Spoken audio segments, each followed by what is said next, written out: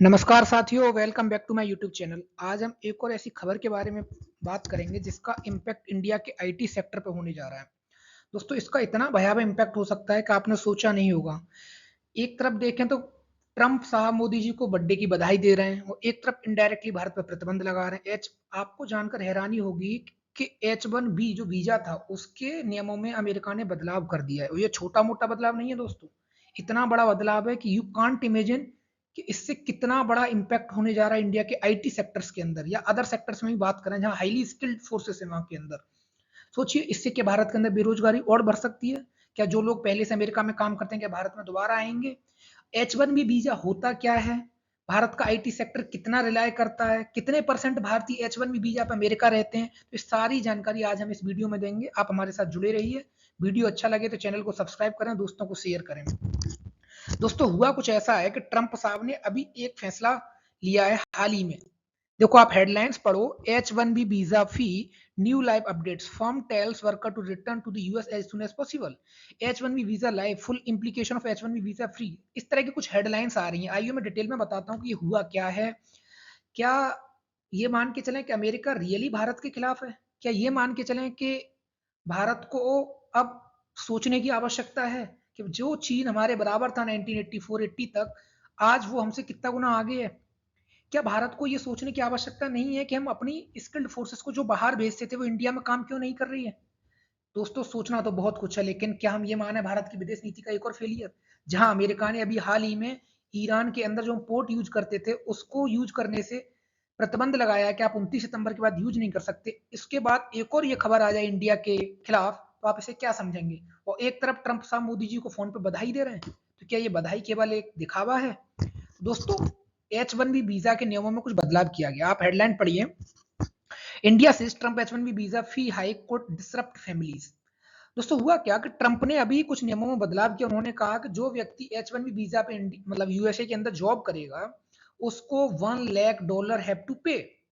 Means अगर Indian rupees में बात करें तो दोस्तों 88 लाख रुपए, 88 लाख रुपीज उनको पे करना पड़ेगा H1B वीजा लेने के लिए। अब आप सोचिए, जिस वीजा की पहले फीस 6 लाख 5 लाख के करीब होती थी, वहां 88 लाख रुपए कर दी गई। जानते हो क्यों? क्योंकि इंडिया की वर्कफोर्स को वहां आने से रोकना है। ट्रंप का सबसे बड़ा एक ये था, चुनाव में रैली भी थी इस चीज को लेकर के। तो अब सोचिए इससे कितना बड़ा इंपैक्ट पड़ रहा है इंडिया के ऊपर। अच्छा, अब मैं थोड़ा सा बताऊं आपको H1B वीजा होता क्या है दोस्तों। पहले आप कुछ हेडलाइंस देखिए। Trump add $1 lakh fee for skilled worker visa applicants, H1B visa fee new live. आप पढ़ सकते हैं सब हेडलाइंस, बीबीसी की हेडलाइन, द हिंदू की हेडलाइन है ये। H1B visa live fee raises will hurt US more than India से ग्लोबल ट्रेड रिसर्च इनिशिएटिव्स। तो H1B वीजा दोस्तों होता क्या है वो मैं आपको थोड़ा डिटेल में बताता हूँ। US president Donald Trump has signed a new proclamation that imposes of $1 lakh annual fees on H1B visa, restricting the entry of certain non-immigrant workers. The move by Donald Trump administration is expected to hit India the most, as 71% of the 3,99,395 H1B visa approved in 2024 were received by Indians.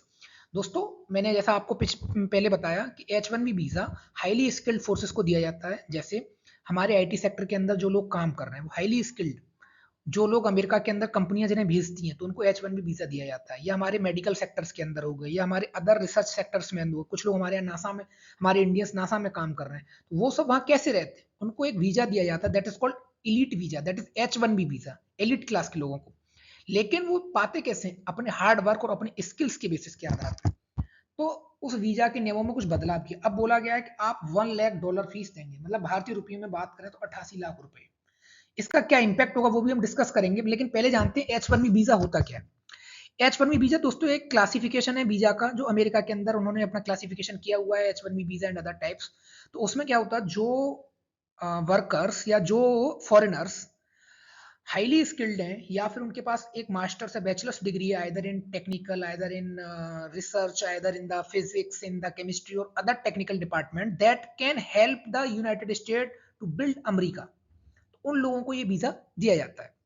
H1B visa is defined by US code are these jobs that require a theoretical and practical application of the body, highly specialized knowledge as a bachelor degree or the higher और equivalent experience, या किसी को अच्छा experience है, highly skilled forces है, तो उन लोगों को ये दिया जाता है।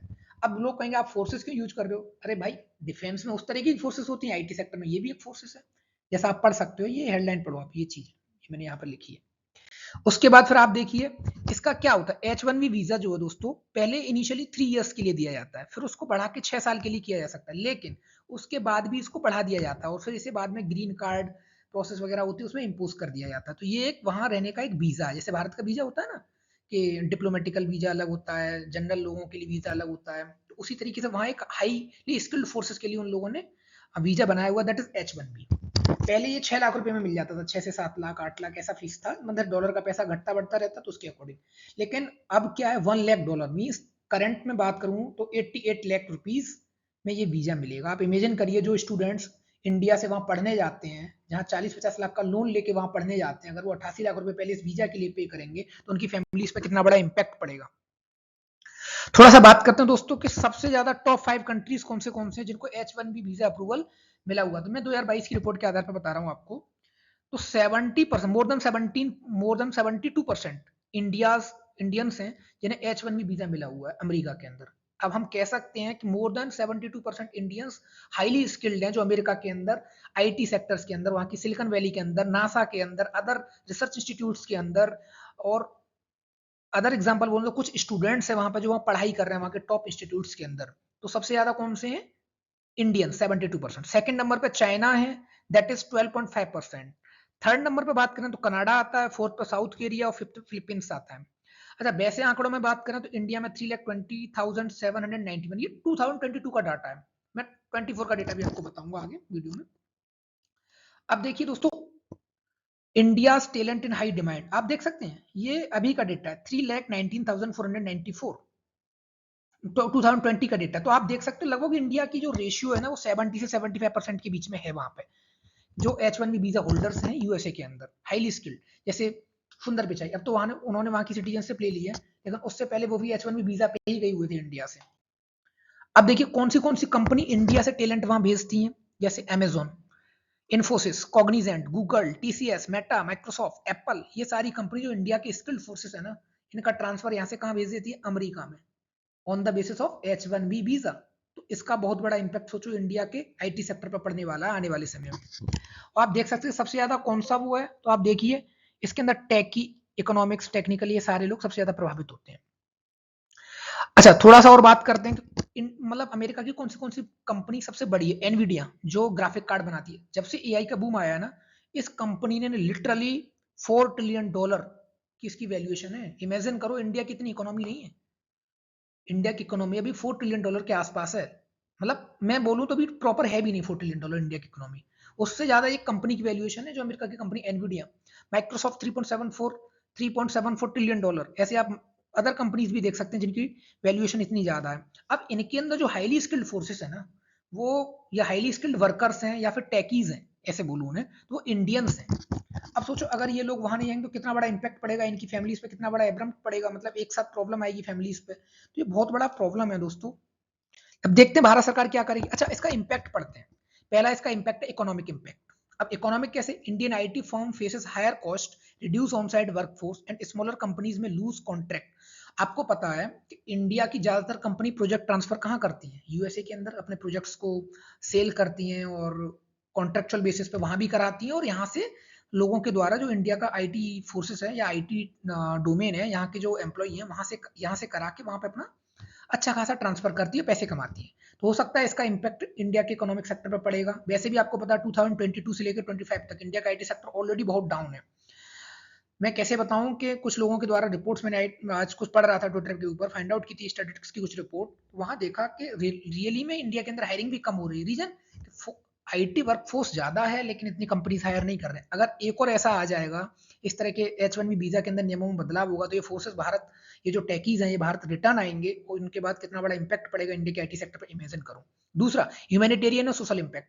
अब कहेंगे सर सोशल इंपैक्ट क्या है? देखो जो टेकीज वहाँ काम कर रहे हैं उनकी फैमिलीज हैं, उनके कुछ पेरेंट्स यहाँ रहते हैं, उन्होंने लोन ले रखा होगा, कुछ ईएमआईज होंगे, कुछ इस तरीके बहुत सारी चीजें होती हैं, उनका सोचिए सोशल इंपैक्ट कितना बड़ा होगा। फैमिलीज परेशान हो सकती हैं। मैं बोलूँ तो उनको अनएम्प्लॉयमेंट हो सकते हैं वो। तो कितना बड़ा इंपैक्ट है। Third, diplomatic geopolitical impact. हो सकता है यूएस और इंडिया के रिलेशन दोबारा से फिर स्ट्रेन हो जाए। रीजन, अभी आपने देखा कि मोदी साहब को बर्थडे बधाई दी थी किसने? डोनाल्ड ट्रंप ने। तो लगा था कि हाँ भाई सारी चीजें अब नॉर्मल होती जा रही हैं, लेकिन अगर इस तरह के फैसले लिए जाएंगे तो कहीं ना कहीं डेफिनेटली इंडिया यूएस के बीच में दोबारा से स्ट्रेन हो सकता है।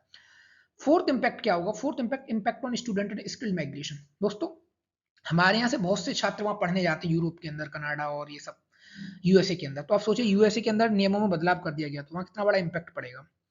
और स्किल माइग्रेशन, जो अपने यहाँ के हाईली स्किल फोर्सेस से जो नासा वगैरह इन जगह पे जॉब करती है, यूएसए मेटा एनवीडिया इन सब में जॉब करते हैं, तो इन पे इंपैक्ट पड़ेगा। अच्छा लॉन्ग टर्म सिनेरियो देखें, अगर देखो दोस्तों इंडिया R&D पे खर्च करे, रिसर्च एंड डेवलपमेंट पे खर्च करे, खुद की आईटी कंपनीज बनाए, तो डेफिनेटली ये पोटेंशियल इंडिया को एक आईटी हब बना सकता है, नए नए सिलिकॉन वैली बन सकती है इंडिया के अंदर। तो लॉन्ग टर्म में बोले तो potential boost for the India domestic tech ecosystem. लेकिन प्रॉब्लम वही है कि इन्फोसिस जैसी कंपनी इंडिया के एम्प्लॉय को इतना पैसा नहीं देती है जितना यूएस में देती है। एज अ फ्रेशर की मैं बात कर रहा हूँ, नॉट एट ऑल। तो इस तरह की कुछ कंपनियां हैं कि इंडिया में इतना नहीं, क्योंकि इंडिया में भाई उनका मेन मोटिव होता है कि यहाँ के लोगों को पहले ट्रेनिंग दें, जैसे ही वो ट्रेंड हो जाते हैं उनको वहां ट्रांसफर कर दो, देन अच्छा पैसा वो लोग कमाते हैं। तो आप समझ सकते हो इसका इंपैक्ट हो सकता है। फोर्थ देखिए, अच्छा विदेश मंत्रालय की तरफ से क्या कहा गया, इसका क्या बयान आया? तो विदेश मंत्रालय का कहना है the government has seen report, मतलब उनका कहना है कि हम इसके बारे में अध्ययन कर रहे हैं, दोनों म्यूचुअल स्टेक होल्डर हैं इनोवेशन और क्रिएटिविटी के बीच में, और skill talent mobility and exchange have contributed immensely to technology, मतलब भारत के लोग बहुत ज्यादा कंट्रीब्यूट करते हैं, अब इसका हम अध्ययन कर रहे हैं। अब साथियों सोचने वाली बात है, इनसे कोई भी सवाल पूछो हमेशा यही कहते हैं कि हम इसका अध्ययन कर रहे हैं। हाल ही में पाकिस्तान और सऊदी वाला जब घटनाक्रम हुआ, उन दोनों का कोलैबोरेशन हुआ, जब पूछा तब भी कह रहे थे हम अध्ययन कर रहे हैं, जैसे इनको दोबारा यूपीएससी का पेपर लिखना है क्या। अच्छा आपकी क्या राय है इस पूरे प्रकरण पे, आप कमेंट बॉक्स में बताएं। वीडियो अच्छा लगा हो तो चैनल को सब्सक्राइब करें, शेयर करें और फॉलो। और हमारा यूट्यूब चैनल का नाम है सरकारी प्रिपरेशन सचिन शर्मा। तो आपसे जरूर रिक्वेस्ट है कि आप प्लीज फॉलो करें, और कोशिश करेंगे हम अपनी ऑडियो को और इंप्रूव करने के लिए। और please give your feedback in the comment box, जिससे हमें पता चलेगा कि हम कैसे कैसे इंप्रूव कर सके, हमारे लिए बहुत वैल्यूएशन रखता है। तो थैंक यू दोस्तों।